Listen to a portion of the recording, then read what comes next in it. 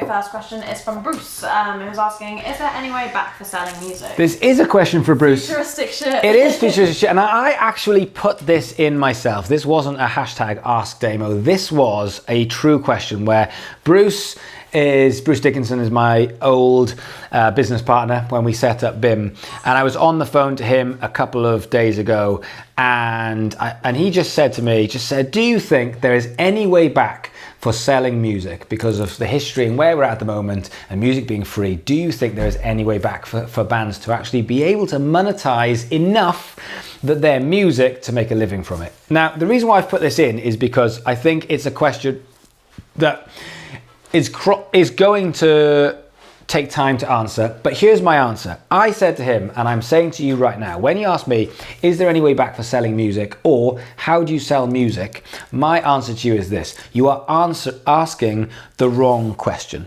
in my opinion. So we've started with a question of the wrong question. The question for me isn't, is there any way back for selling music, or can we make money from selling music? The question is, taking a step back, looking at what you are creating as artists, which is more than just music. What is the bit that you can monetize? Now that, to me, is an interesting question, because now we are talking about business, we are talking about branding, we are talking about excitement, we are talking about giving people something that adds enough value that you will then use that to actually, use that as in order to get money from it. Is there any way back from selling music? No, but that's because we are in a place now. I mean, something might change in the future, but we are in a place now which we have never been in before, which is music has always been attached to something. So the music is on the CD, I would buy the CD. The music is on the CD, but I'm buying the CD, and I'm buying a CD player to play it in. All of a sudden, I don't. I have a phone, which Al's got. I have a phone, and on that phone is music. So therefore, music is now not attached to anything. It's just something I can just go and get for free. So when bands say, buy our EP, and listen to it on Spotify, the first thing I think is, why the fuck am I going to buy your EP? You've just given it to me. Nobody says, do you want this cup of tea? Yes. Do you want another one for £5? No, you've just given me this one. I don't need another one. So I think when it comes to selling music, I think we are in a place where it's very difficult to sell music because you have to be pushing stuff out.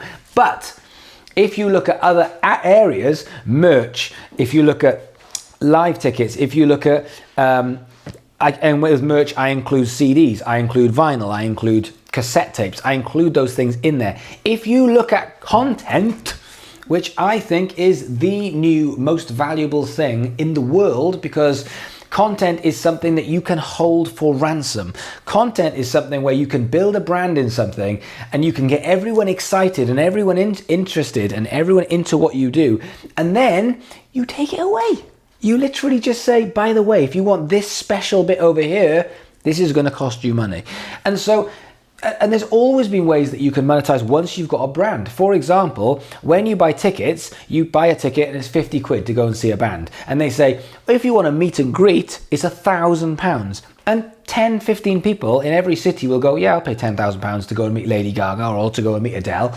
That is a colossal amount of money because you've built the brand. And what is it that you're monetizing? Will Adele make money from her music? Well, maybe not Adele, she's massive. But if you look at a band, most bands, will they make money from music? Yeah, but is it enough to keep the whole thing sustainable? Not often, no. The music isn't what's keeping it sustainable, but the live gigs, the tours, the merchandise. So here's a thing that you will hopefully find interesting, which is a friend of mine plays guitar for a very successful YouTuber, and she is a YouTuber and a singer and an artist. So but a YouTuber first and foremost, she's a YouTuber, and she's just made an album, and she's taken that album out on tour, and record companies won't touch her because she's a YouTuber. They've just said, nope, festivals won't touch her because she's a YouTuber. So they've just gone, it's a bit like the X Factor where they go, no, I'm not interested, that's not real.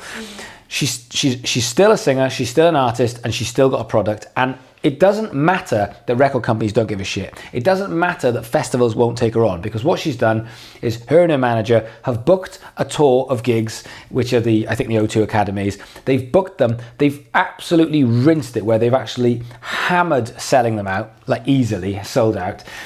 And they said, and Ryan said to me, that they were selling not just merchandise as in over this like an 8-day tour, not just merchandise as in we made a couple of £100. I think they made like £25,000 worth of merchandise. 25 grand. That is the power of monetizing something, not the music. Because her fans, harshly, don't care as much about the music as they do about buying into her and all the other stuff. So the content is the key. So what she's done is she said, you want to be part of my gang?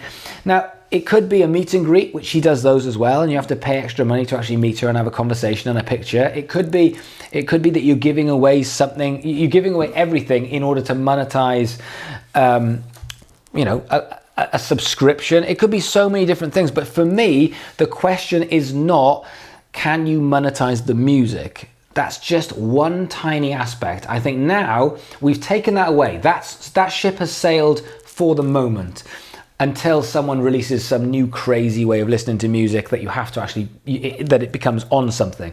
So until that comes around, that is not an option. However, what it has done, while everyone's bitching and moaning about how music is now free and not valued, it's opened up an entire new door. In fact, it's opened up a fucking house with all of these options in, which is technology, which has allowed you to monetize 10 other things. So the music is a vehicle. The music is the thing that you say, this is what people are going to buy into because they love my music. Are they going to pay for it? No, but they're going to fall in love with me because of the music. They're going to fall in love with me because I'm an artist and this is art. And they're going to fall in love with me, but how I monetize it is this. And this could be one of 10 different things.